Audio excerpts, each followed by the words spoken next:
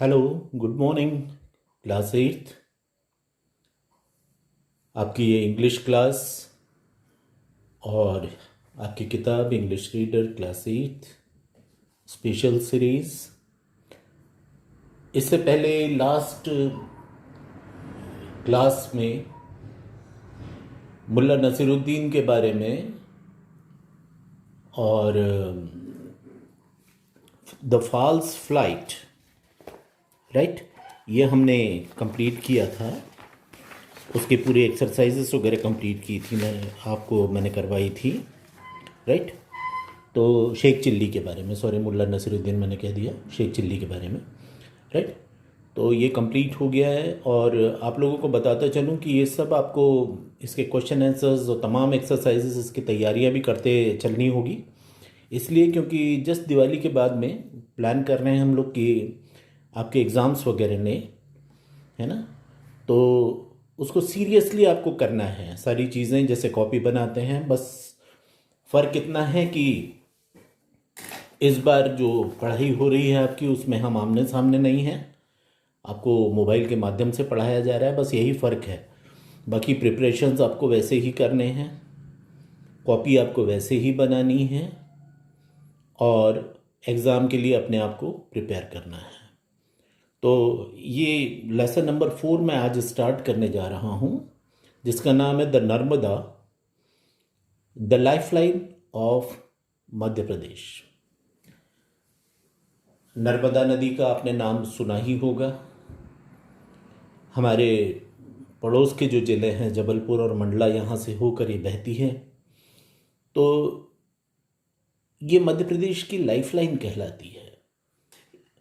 Lifeline मतलब जीवन रेखा, कि इस नदी की वजह से बहुतों के का जीवन संभव हो पाया है यहाँ पर। और ये बहुत इम्पोर्टेंट नदी है। अगर हम नेशनल लेवल पर भी देखें, हमारे पूरे देश के परिप्रेक्ष्य में भी अगर देखें हम, तो नर्मदा हिंदुस्तान की, भारत की प्रमुख नदियों में से एक है। तो इसके बारे में इस लेसन में आपको वो तमाम जानकारियाँ मिलेगी जो आप अब तक नहीं जानते। यहाँ पर आप देखेंगे द नर्मदा लिखा हुआ है, तो यहाँ पर याद रखिए कि द जो ये आर्टिकल लगाया गया है, ये आपको याद रखना है कि द आर्टिकल जितनी भी नदियाँ होती हैं उनके नामों के आगे द लगाया जाता है, राइट। और भी आगे आपको मैं बताता चलूँगा ये तमाम बातें, जैसे तमाम जितने ओशंस और सी होते हैं उनके नाम के आगे भी द लगता है। तो यहाँ पर आपको एक प्रैक्टिकली नज़र आ रहा है, द नर्मदा आपके लेसन का नाम है, द लाइफलाइन ऑफ मध्य प्रदेश। तो यहाँ पर कुछ आपसे पूछा जा रहा है कि नेम सम रिवर्स इन मध्य प्रदेश, कि मध्य प्रदेश की कुछ नदियों के नाम बताएं आप। तो इसमें एक तो आप अपने बालाघाट से होकर बहती है। अगर आसपास की नदियों के बारे में भी आप पता करना चाहें तो हमारे जहाँ पर हम रहते हैं वहाँ पर करीब में एक बहुत इम्पोर्टेंट नदी बहती है जिसे कहते हैं बंजर।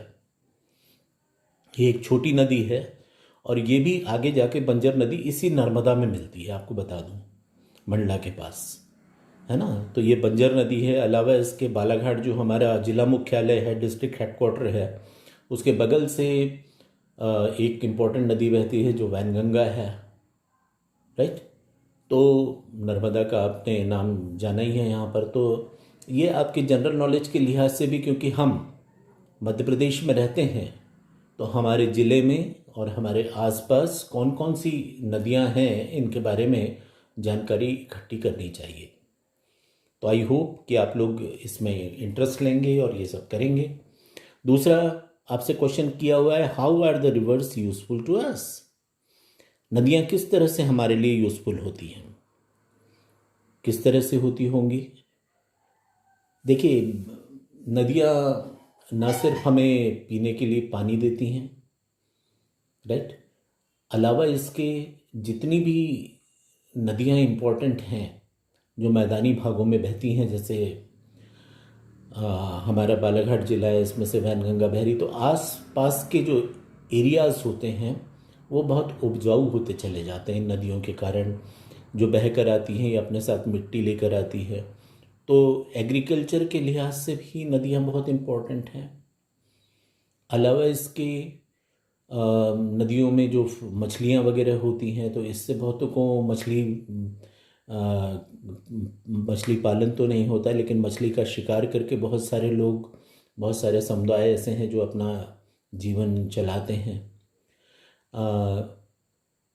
कई जगहों पर इन नदियों पर डैम्स वगैरह बनाए जाते हैं जिससे नहरें निकाल के सिंचाई होती हैं। अलावा इसके इन नदियों में पर जो डैम बनाए जाते हैं उनसे बिजली वगैरह का उत्पादन किया जाता है। नर्मदा भी बना हुआ है एक बहुत करीब, जबलपुर के पास एक डैम आप जानेंगे, बरगी डैम। तो इससे कई तरह से फ़ायदे पहुंचते हैं नदियों की वजह से हमें। और नंबर 3 आपसे पूछा है which is the biggest river in the state. हमारे प्रदेश की सबसे बड़ी नदी कौन सी है? तो यहाँ पे बता दूँ आपको कि हमारे प्रदेश की सबसे बड़ी नदी नर्मदा ही है, राइट। तो अब यहाँ पर जो लेसन मैं पढ़ाऊँगा तो इसमें जो लिखने का स्टाइल है उसमें कुछ इस ढंग से लेसन को डिज़ाइन किया गया है कि आपको लगेगा जैसे कि नर्मदा नदी खुद आपसे बात कर रही है। कोई दूसरा कोई ऑथर या कोई राइटर नहीं बोल रहा, बल्कि नदी खुद आपसे बात कर रही है। तो चलिए इसको शुरू करते हैं। I am the river Narmada. I am proud that I flow in India, where a river is considered as a living being, and even more than that, people worship rivers as goddesses here. यहाँ पर नर्मदा आपसे कह रही है कि मेरा नाम नर्मदा है, नर्मदा नदी है। I am the river Narmada, और मुझे बड़ा गर्व है कि मैं हिंदुस्तान में, इंडिया में बहती हूँ, जहाँ पर नदी को एक जीते जागते जैसा एक कोई व्यक्तित्व होता है, राइट, उसकी तरह से ट्रीट किया जाता है। जैसे आपने देखा होगा नदियों के को एक माँ की तरह देखा जाता है। माँ, गंगा माँ कहते हैं, जमुना माँ कहते हैं, नर्मदा माँ कहते हैं, राइट। इसलिए क्योंकि इन नदियों से इंसान को वैसे ही वात्सल्य मिलता है, वैसे ही प्यार मिलता है, वैसे ही सपोर्ट मिलता है जैसे कि एक माँ अपने बच्चों को देती है। तो यूं भी हमारे देश में, इंडिया में प्राकृतिक जितनी भी चीज़ें हैं, चाहे वो सूरज हो, चांद हो, पेड़ हो, पहाड़ हो, राइट, नदियाँ हो, समुद्र हो, इन सब को, प्राकृतिक जितने भी ये फोर्सेस हैं, इनको एक गॉड का या गॉडेस का दर्जा दिया जाता है। आपने देखा होगा सूरज को जल चढ़ाते हैं, सूर्य नमस्कार करते हैं, राइट। ये हमारे देश की एक परंपरा रही है, क्योंकि ये माना जाता है, हमारे एंसेस्टर्स थे, उनका ये मानना था कि भाई गॉड को तो किसी ने नहीं देखा, लेकिन गॉड की बनाई हुई ये चीज़ें हैं जिनकी वजह से यहाँ पर जीवन संभव हो पाया। तो वो इन चीज़ों में ईश्वर का, गॉड का एक अंश देखते थे, महसूस करते थे कि जब इन चीज़ों को, अगर ये इतनी पावरफुल हैं, ये नदियाँ, ये पर्वत, ये महासागर, तो इनको बनाने वाला, इनका क्रिएटर कितना पावरफुल होगा। तो उसमें उनका अंश देखते हुए इन्हें भी देवी या देवता का दर्जा दिया जाता है, नदियों को खासकर। तो यहाँ पर यही उन्होंने कहा है कि I am proud that I flow in India where a river is considered as a living being, and even more than that people worship rivers as goddesses here. और यहाँ पर नदियों को देवी के रूप में पूजते हैं हम, राइट। अब आज सेकंड पैराग्राफ शुरू कर रहा हूं मैं। गॉडेस का ये प्लूरल है, गॉडेसेस, गॉड, अपोजिट जेंडर होता है goddess, gods, goddesses, right. There are many holy rivers in India such as Ganga, Yamuna, the Brahmaputra, the Sindhu, the Godavari, the Kaveri, the Krishna, the Sutlej etcetera.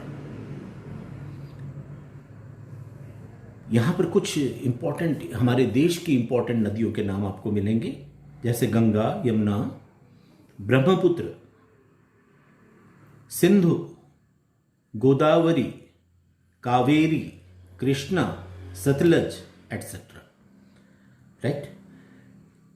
आप इन नदियों के बारे में भी अगर जानना चाहें तो आप गूगल कर सकते हैं। अगर आपके पास एटलस रखा हुआ है तो इन रिवर्स को एटलस पर खोज सकते हैं कि कहाँ से निकलती है और कहाँ बहती है। वहाँ पर मैप्स में आपको ये नज़र आ जाएंगी नदियाँ, राइट। तो यहाँ पर कुछ इंपॉर्टेंट नदियों के नाम आपको देखने मिल रहे हैं। People take sacred bath in them and feel purified. I am the longest river in Madhya Pradesh.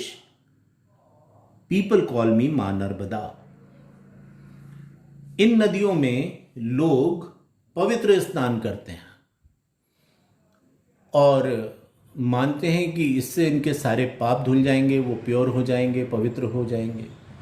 आपने देखा होगा कि कुंभ स्नान और कई जगहों पर कुछ खास मकर संक्रांति और दूसरे त्योहारों में लोग इन नदियों में जाकर स्नान करते हैं। उनका मानना है कि ऐसा करने से उनके सारे पाप धुल जाएंगे, वो पवित्र हो जाएंगे, वगैरह वगैरह, राइट। तो people take sacred bath in them and feel purified, वो अपने आप को पवित्र समझने लगते हैं। और ये अपने बारे में बता रही हैं कि I am the longest river in Madhya Pradesh, people call मी मां नर्मदा। मैं मध्य प्रदेश की सबसे बड़ी, सबसे लंबी, लॉन्गेस्ट नदी हूं, राइट। यहां पे देखेंगे लॉन्गेस्ट के आगे भी द लगा हुआ है। तो मैं यहाँ पे ये आपको आर्टिकल जो द के बारे में मैंने पहले आपसे कहा कि किसी नदी के नाम के आगे द लगाया जाता है, वैसे ही जो जितने भी सुपरलेटिव्स होते हैं, सुपरलेटिव्स मतलब जैसे long, longer, longest, small, smaller, smallest, तो एक होता है पॉजिटिव, एक होता है कंपैरेटिव और थर्ड फॉर्म होता है सुपरलेटिव। तो जितने भी सुपरलेटिव्स होते हैं उनके सुपरलेटिव्स से पहले भी द का इस्तेमाल किया जाता है। आर्टिकल का ये याद रखना है। He is the tallest boy in the class, he is the tallest. तो जब टॉलेस्ट सुपरलेटिव है इसको यूज करेंगे तो द लगाएंगे हम, राइट। तो यहां पर आप देख रहे हैं I am the longest river in Madhya Pradesh and people call मी मां नर्मदा। और वो लोग मुझे बड़े सम्मान से माँ का दर्जा देते हैं, माँ नर्मदा कहते हैं। I to look after them like a mother, और मैं भी उनका अपने संतान की तरह ख्याल रखती हूँ। I have abundant water throughout the year. I irrigate a major part of the state.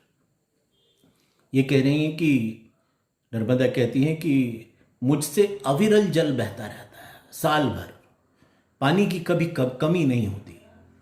जैसे कई नदियां होती हैं जो आप देखते हैं सूख जाती हैं, नर्मदा कहती हैं कि ऐसा नहीं है। में जो नर्मदा नदी है उसमें लगातार जल प्रवाहित होता रहता है, पानी की कोई कमी नहीं है। और आई इरिगेट, इरिगेट का मतलब होता है, इरिगेशन से मतलब होता है सिंचाई। मेरे जल से प्रदेश का एक बहुत बड़ा हिस्सा ऐसा है जिसकी सिंचाई की जाती है, राइट। आई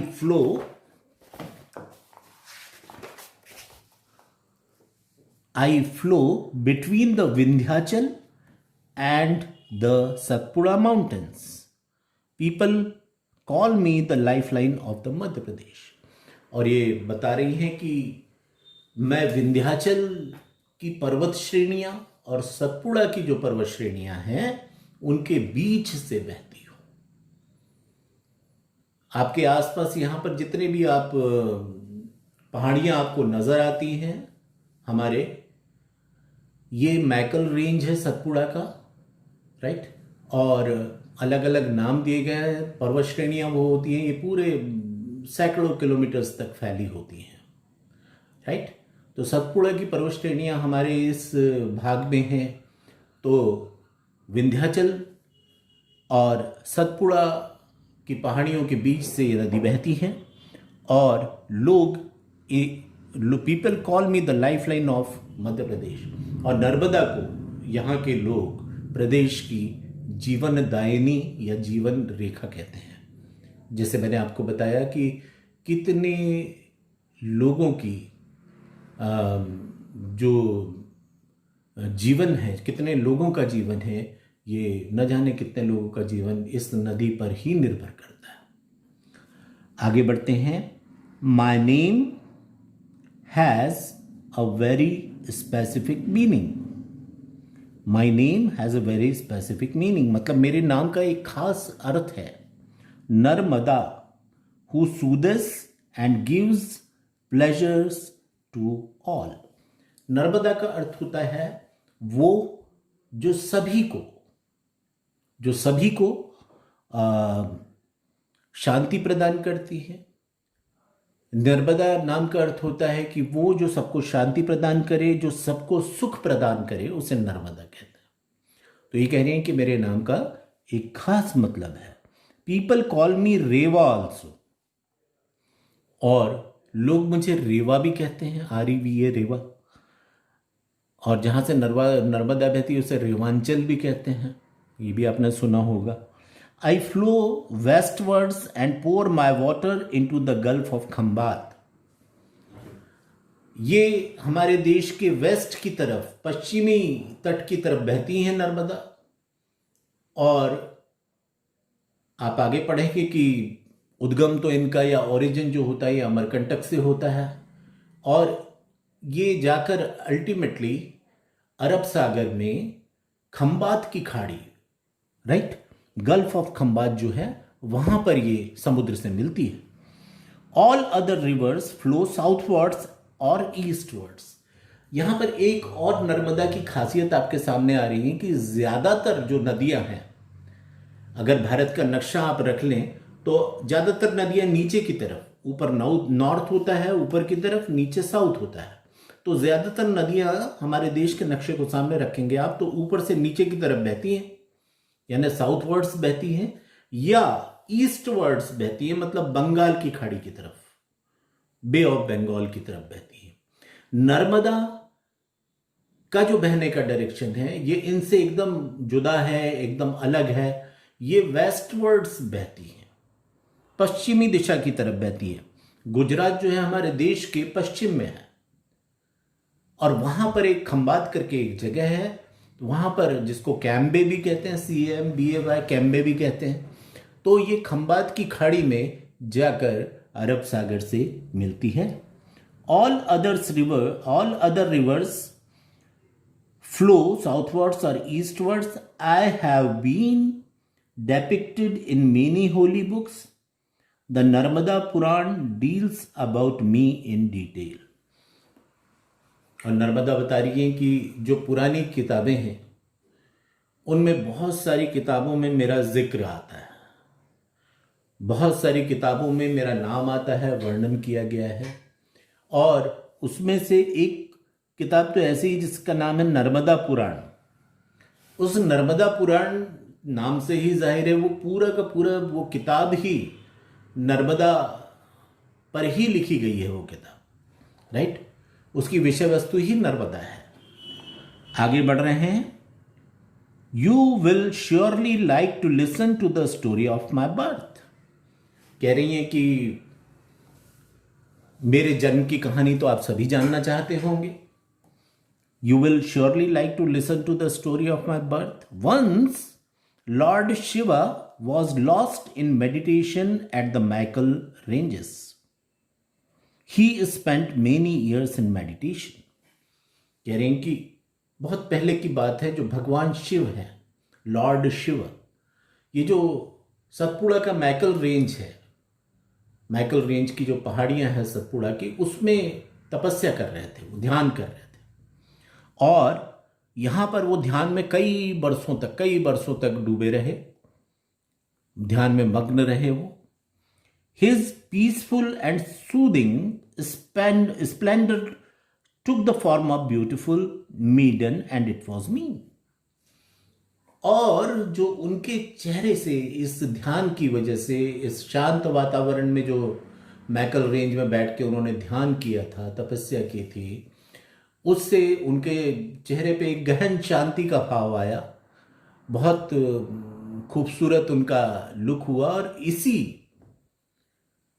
इसी जो पीसफुल जो एक फेस था उनका, राइट, जो स्प्लेंडर लुक था, उससे एक मेडन यानी एक खूबसूरत युवती का जन्म हुआ और वो मैं थी। उन्होंने कहा, I bowed before lord Shiva, he opened his eyes telling me that my creation had inspired a sweet tenderness in his heart. और उन्होंने कहा कि मैंने उनके सामने सर झुकाया। भगवान शिव ने अपनी आंखें खोली और उन्होंने कहा कि इस सृष्टि में तुम्हें लाकर, यानी नर्मदा को इस सृष्टि में लाकर उन्हें अपने दिल में बहुत शांति का अनुभव हो रहा है, राइट, और बहुत उन्हें खुशी हो रही है। Hence I was called Narmada, और इसलिए उन्होंने मेरा नाम नर्मदा दिया। I asked him, oh father, allow me to remain a maiden and flow free and pure forever. और मैंने उनसे कहा कि हे पिता, क्योंकि शिव इनके जन्म का कारण थे, तो वो इनके पिता तुल्य थे।